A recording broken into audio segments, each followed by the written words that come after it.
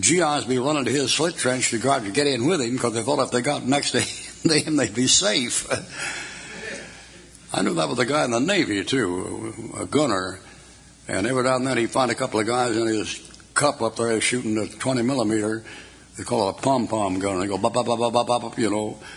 And every now and then he'd find a couple of guys, some other gunners, in with him just sitting there at his feet, helping him load. And he won't know what they were. They thought they'd be safer with him. Now, there's some guys, boy, those guys have a testimony, buddy. You better bet your boots, boy. They're where it counts.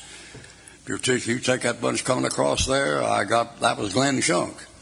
So what he do? I'm about to quit Bob Jones. I'm fed up with my boss. He was a radio announcer and put on WMU in there. I put him on the air, and I came in from, a lengthy radio work. I knew he didn't know what he was talking about. I told him so, and he wasn't. Maybe he wasn't a queer, but it was kind of like putting Gomer Pyle in with General Rommel. I mean, I couldn't get along with the guy, and so I was going to get kicked out. And they didn't send me out, but they took my radio job away from me, and I was there to get a degree in radio, not preaching. I wasn't called to preach, I didn't think. I was there to get an MA in radio. I got kicked out off that thing. I guess they figured I'd leave, but what happened was I was going back to the trailer court to pack my family and leave. I went by a trailer there in the front of the trailer court, and this guy, Shunk, steps out. Not a big fella, about my size, about 5'8" or 5'9", pretty much overweight now at his age right then. He was coming up there and coming along around, 30, 35 someplace.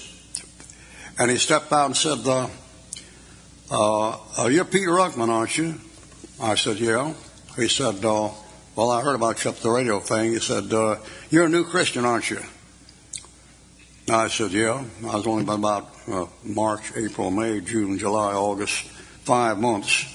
Well, that was September, about 8 months. I said, yeah. He said, well, I knew you were. I said, how you know? He said, you got a face like a killer.